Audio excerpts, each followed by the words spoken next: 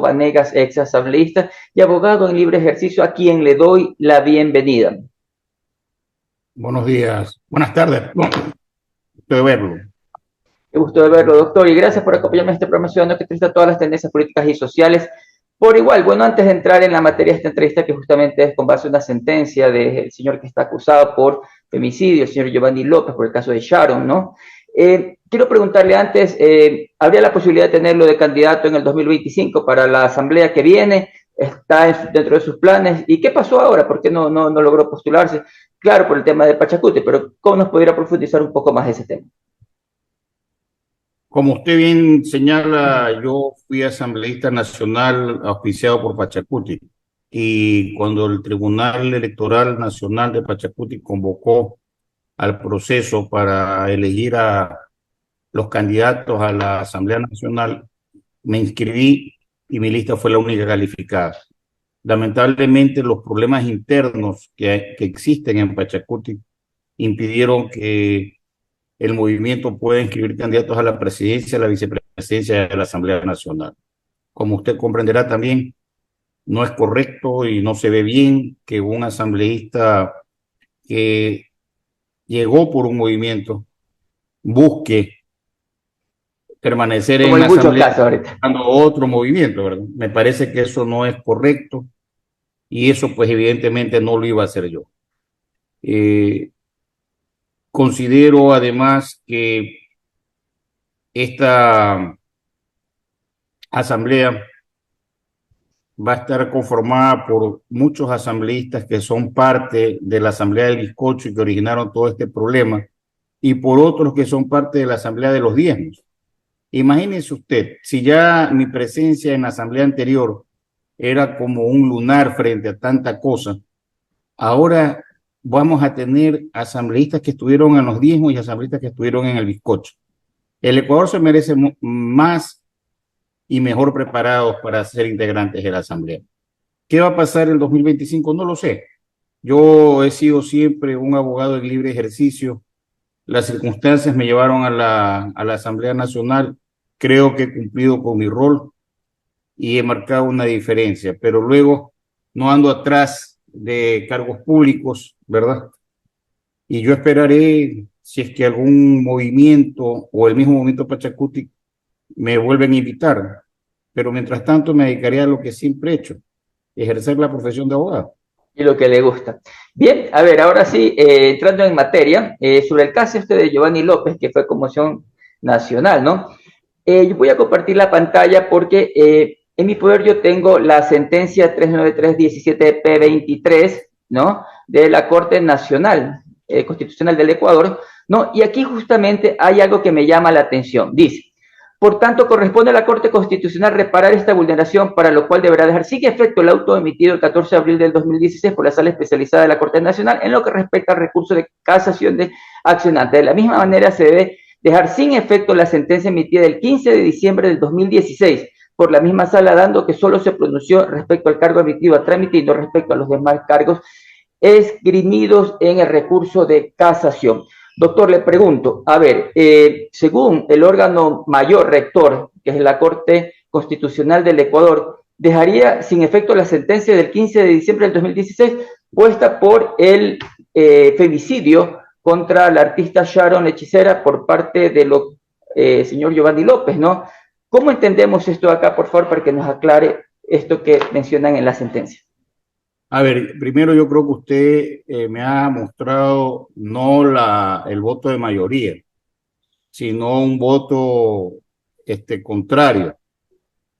Yo le repito que pongan la imagen el voto de la Vamos página a ver. 14, 13 y 14, porque Ahorita la le que me vamos han a ver. puesto me parece que es un voto que se aparta de la mayoría. Bien, vamos a ver. Esto está, sería el final, ¿no? No, no, no, no, no. Usted ha puesto al final. Lo que pasa es que siempre hay un voto de mayoría. Fíjese Ya, usted en la página 30, la que usted puso. ya, es la Ya, 28, no, no, la no, página no. 28. Ok, aquí Espérese estamos. un ratito. Aquí Ya que me está. puso una página, vea hacia el final y ahí se va a dar cuenta que ese es un voto de minoría. Mm. Sigue leyendo, Sí, siga sí, bajando. sí, Bajando. ok, vamos a ver. En la final hacen justamente una explicación sobre ese tema, pero yo le preguntaba sobre ese tema puntual, porque también, a ver, mire, María Teresa Núñez dice aquí, aquí está.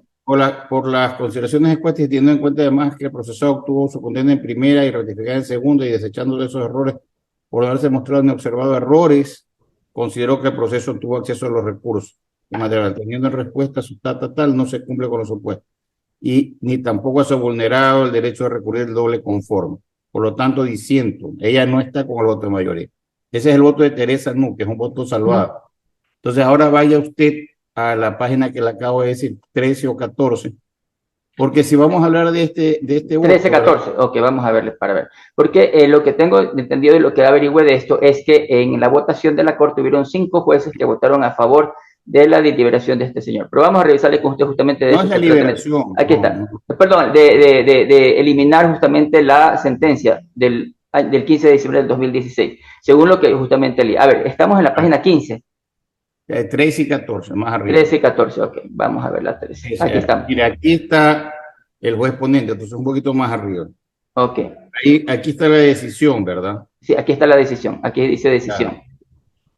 Exacto. Entonces ahí se está aceptando la acción extraordinaria de protección y se declara vulnerado el derecho al debido proceso de la garantía de recurrir al fallo de Giovanni Fidel López Tello.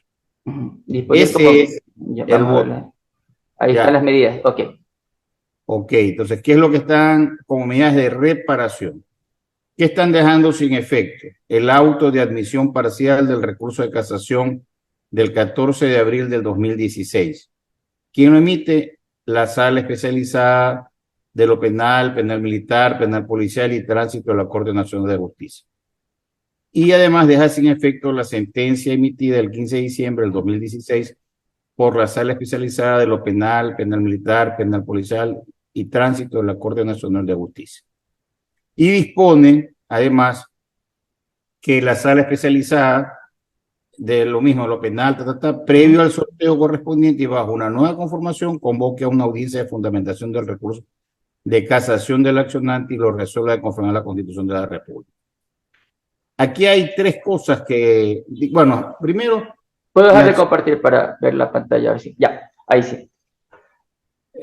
Primero, la Corte Constitucional tiene la facultad de entrar a conocer en una acción extraordinaria de protección una demanda contra la constitucionalidad de la sentencia que dicta la Corte Nacional de Justicia o contra cualquier auto o sentencia que tenga carácter de definitivo.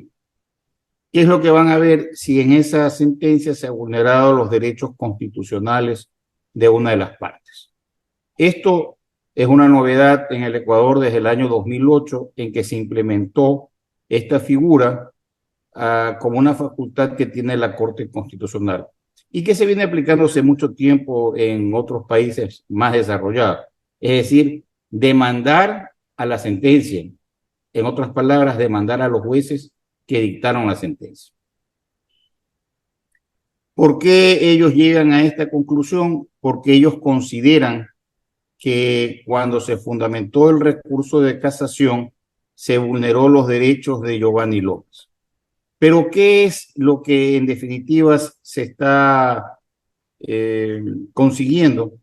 Se está consiguiendo que el auto de admisión que se dicta cuando todo recurso de casación llega a la Corte Nacional de Justicia, que fue aceptado parcialmente, queda sin efecto. Es decir, se está aceptando el recurso de casación. Y se está pidiendo que una sala que no puede estar integrada por los mismos magistrados que negaron la casación, ahora pase a conocer el recurso de casación interpuesto.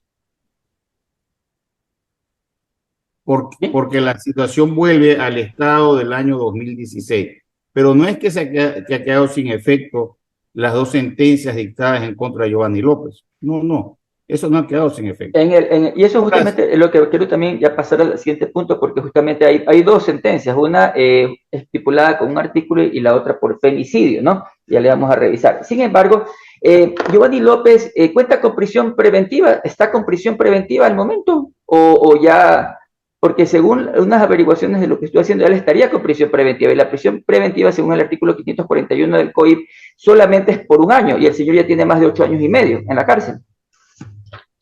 Lo que pasa es que Giovanni López fue sentenciado, si yo no me equivoco, y no me acuerdo, a 26 o 27 años de cárcel. Exactamente. Y para que él se pueda beneficiar de una pena, ¿verdad? De una reducción de una pena, tiene que cumplir con un porcentaje de esa pena. Que, si no me equivoco, en el Código Integral Penal de aquella época es el 40%. Entonces no ha pasado todavía eso. Bueno, entonces sería un tema interesante que se evalúe, porque si el señor podría acogerse a eso antes de completar la pena de los 26 años, es lo que estaríamos entendiendo, con lo que usted nos estaría diciendo. Claro. A ver, El 40%. El 40%. 541 es. El 541 dice la caducidad, ¿no? En el caso dice, no podrá exceder de un año en los delitos sancionados con una pena privativa de libertad mayor a 5 años. Entonces, lo del porcentaje, no tendré que revisarle. Sí. Ya, pero eso, no. Él no fue sentenciado por un delito de prisión, sino por un delito, perdón, por un delito como el que usted acaba de señalar, que es de 1 a 5 años, ¿verdad? Él fue sentenciado con una pena agravada, porque el femicidio es una pena agravada. Entonces él tiene una pena mucho más grande, con agravantes además, que se dieron en ese momento. Claro, sino que el literal 2 dice, no podrá exceder de un año en los delitos sancionados con una pena privativa de libertad mayor a 5 años. O sea, el tema es que si él sigue con una prisión preventiva, ese es el detalle que realmente le pregunto, porque si él sigue con un detalle, con una prisión preventiva, el 541 caducidad literal 2, o sea, eso le permitiría... Procede. Exacto, no procede. Es que ese artículo que usted está leyendo no tiene nada que ver con lo que estamos hablando. Okay, el 541 se refiere de 1 a 5 años. Él fue sentenciado... No, él es mayor a 5 años. El literal 1 habla hasta 5 años, el literal 2 dice mayor a 5 años, en el literal 2. ¿Pero qué dice ahí? ¿Habla del porcentaje? No consta ningún porcentaje, dice, no podrá exceder de un año en los delitos sancionados con una pena privativa de libertad mayor a 5 años, punto. No dice nada más. Entonces esa es la duda que realmente me nace, porque él podría intentar acogerse a eso. No podría. Ok. Él tiene que cumplir la pena. Acuérdense que este es un caso de femicidio, ¿verdad? Ahora, lo que ellos están buscando es, a través del recurso de casación, dejar sin efecto la sentencia dictada por el Tribunal Penal o por la sala de la Corte Provincial de Santa Elena, que conoció el recurso de apelación. Para eso hay que ver lo que se establece como el fundamento del recurso de casación. Si es que procede o no procede. La Corte Constitucional en ningún momento ha señalado que se deje sin efecto la sentencia que se ha dictado en contra de Giovanni López. Eso no es lo que ha hecho. Lo que ha dejado sin efecto es la sentencia dictada por la Sala de lo Penal de la Corte Nacional de Justicia. Y lo hace porque evidentemente en la redacción de la casación han cometido errores, errores en el fondo de cómo se tiene que diferenciar el que es legitimado activo con el legitimado pasivo. Y eso es lo que tienen que arreglar, pero obviamente es la sala la que tendrá, la nueva sala, la que tendrá que pronunciarse. Bien, aquí hay un tema que también estaba revisando y gracias por aclarar todas estas dudas que las personas que verán la entrevista le podrán entender mucho mejor.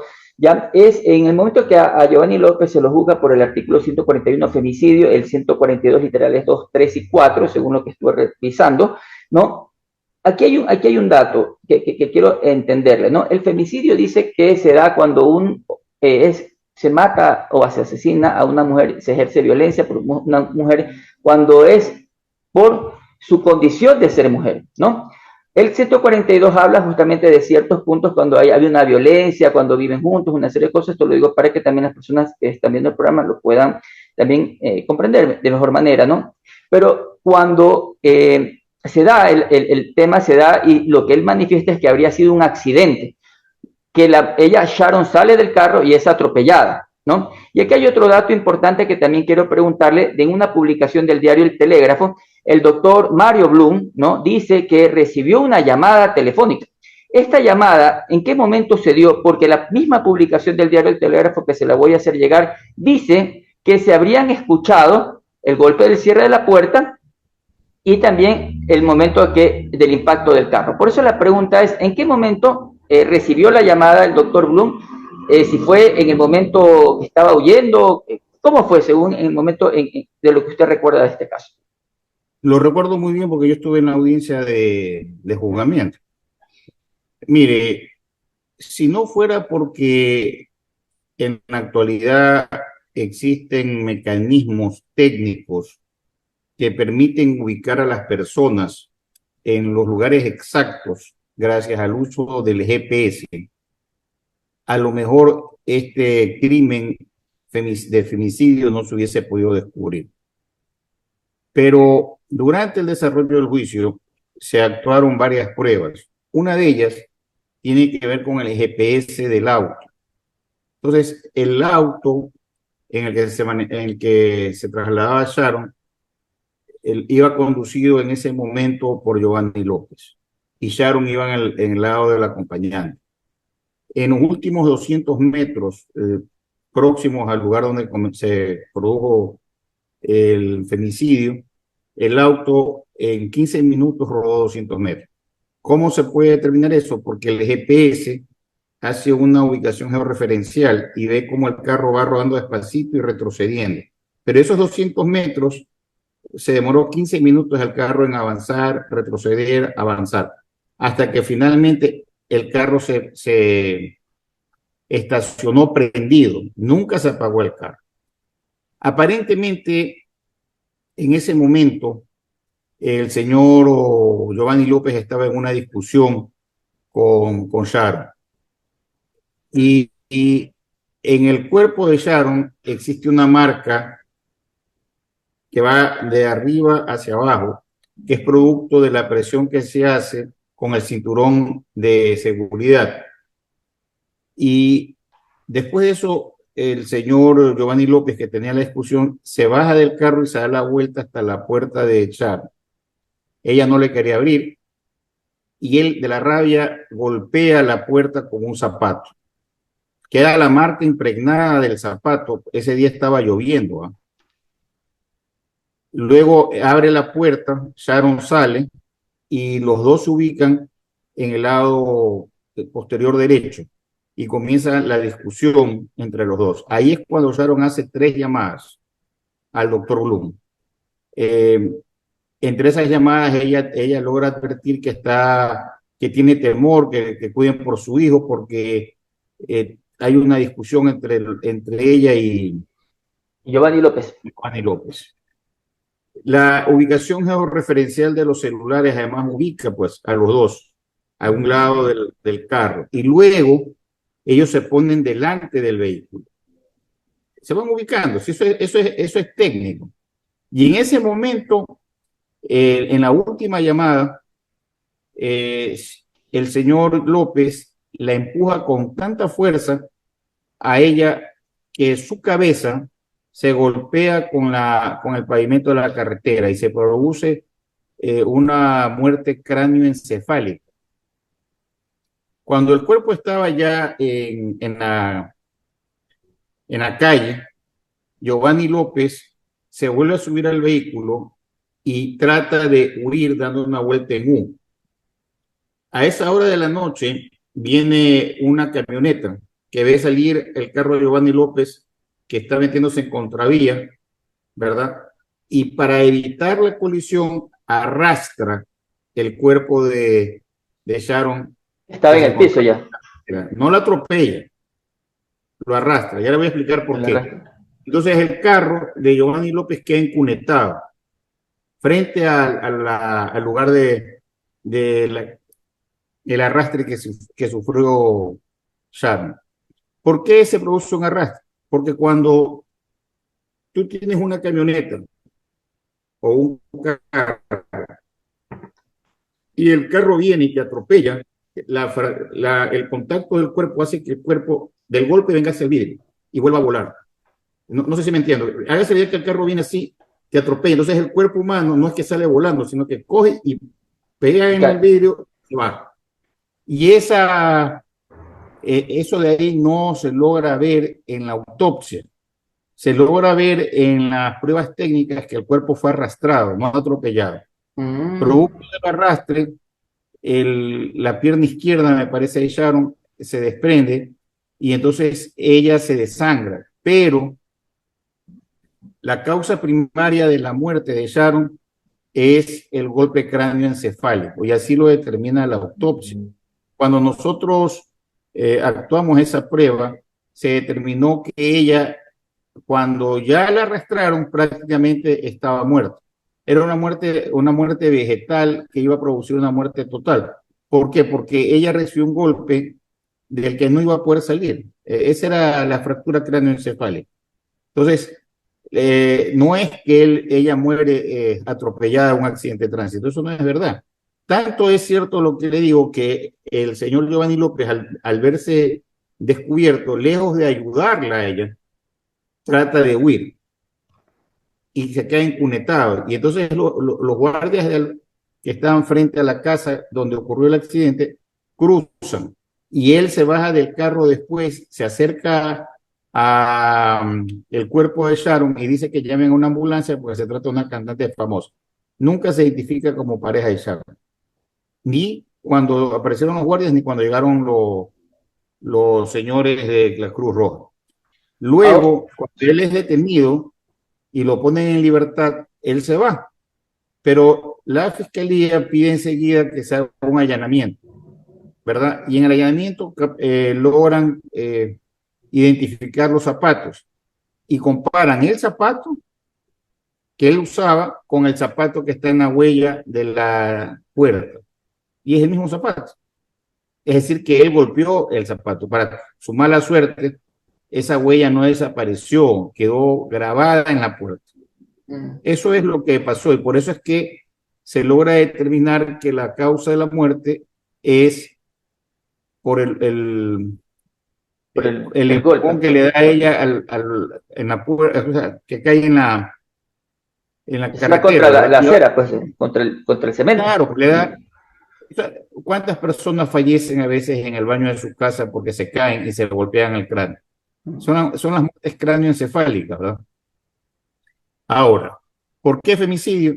Porque le quiero recordar que ese fue el primer caso que se conoció en el Ecuador, el caso de femicidio. No había todavía ninguna sentencia. ¿Y qué se necesita? Se necesita el antecedente, es decir, que haya la agresión por parte del agresor, que en este caso es Giovanni López. Y hay todo un antecedente de las agresiones que sufrió Sharon.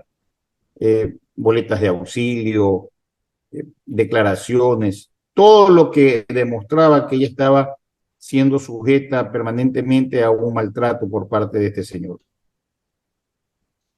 Bien, eso es lo que estaría también estipulado en el artículo 142, valga la aclaración. Ahora, uno de los temas también cruciales que yo estuve revisando, ¿no? Es que usted considera que justamente por ser el primer caso de femicidio, cuando ya se dictó una sentencia inicial que era por tentativa, ¿no? Basado en el artículo 39, luego se pasa a la segunda sentencia dictada el 15 de diciembre del 2016 por 26 años, ¿fue producto de pronto de algún tipo de injerencia por el exministro José Serrano? ¿Usted cree que de pronto eso produjo que se haya dado esta segunda sentencia o lo descarta totalmente? Bueno, yo era abogado de la señora Sharon, representaba a la hija. Yo nunca vi ninguna influencia de... No existió. No, yo eso no conozco. Ya. Bueno, entonces, aclarado este tema, estaríamos pendientes de ver qué es lo que pasa en la casación, cuando él le toque ya presentarse. Bueno, pero es que eso es algo normal, pues. Y eso tiene que esperarse de la casación. A ver según su experiencia de abogado, no pasa nada con estos temas. O sea, mire, la casación es un recurso muy formal, ¿verdad? y generalmente en la casación hay que ver si se ha violado o no algún derecho de las partes al momento de dictar la sentencia. Yo creo que no se ha violado ningún derecho, pero finalmente es la Corte Nacional la que tiene que pronunciarse, ¿verdad? Y Bien, yo pienso que no va a pasar nada, es lo que yo creo. Igualmente usted sabe que nosotros como parte interesada vamos a intervenir como terceros, ¿verdad? Porque a la larga a quienes van a demandar y a los que han demandado son a los jueces que dictaron esa sentencia. Pero nosotros como parte interesada podemos pedir ser escuchados. doctor Vanegas, yo voy a estar muy pendiente de este caso, ¿no? Porque realmente ya creo que se vendrá pues en los próximos días y espero contar también con su aporte, su valioso aporte acá en el programa. Antes de despedir el programa, ¿no? Ya volviendo un poco del tema de la política, porque de eso también quiero invitarlo para hablar, para ver qué piensa usted pues de los postulantes, porque ya nos dio su mensaje sobre los asambleístas. Pero yo quiero darle 8 nombres, que los he pensado. Yo quisiera que usted me diga lo primero que se le viene a la mente. Puede ser una palabra, puede ser una frase, lo que usted desee. Vamos a iniciar con Rafael Correa. ¿Qué es lo que usted necesita de mí en este momento? ¿Perdón? ¿Qué necesita usted de mí? ¿Cómo, ¿en qué sentido? No le entendí. ¿Qué es lo que quiere que haga Ah, en no, este lo que momento? le digo es que lo vuelvo a invitar nuevamente, si es que este caso se sigue desarrollando en el caso de Giovanni López, nuevamente contar por favor Ah, con ya. su valioso aporte. Y segundo, ya os sigo retomando un poco el tema político, ¿no? Yo le voy a dar 8 nombres, yo quisiera que usted por favor me diga lo primero que se le viene a la cabeza, pues una frase, una palabra, lo que usted quiera, ¿no? Y también desde ya para ir hablando de estos temas políticos que tantos nos gustan y que en el Ecuador son tan buenos y siempre nos Sí. tienen al día. Rafael Correa, Revolución Ciudadana, Jaime Devoto, social cristiano, Giovanni López, femicide, Samantha Gray, víctima, Jacu Pérez, somos agua, Guillermo Lazo, presidente, Fernando Villavicencio. candidato, Y finalmente hay uno difícil ahí para ver, Javier Herbas. es otro candidato. Bueno, doctor Vanega, siempre un gusto contar con su presencia acá y desde ya invitado, espero tenerlo nuevamente en el programa, pues siempre es un agrado contar con su experiencia, ¿no? Sobre estos temas tan interesantes. Un mensaje a quienes verán este programa, por favor. Bueno, es importante siempre estar informados y recurrir a las fuentes. Le agradezco por la invitación.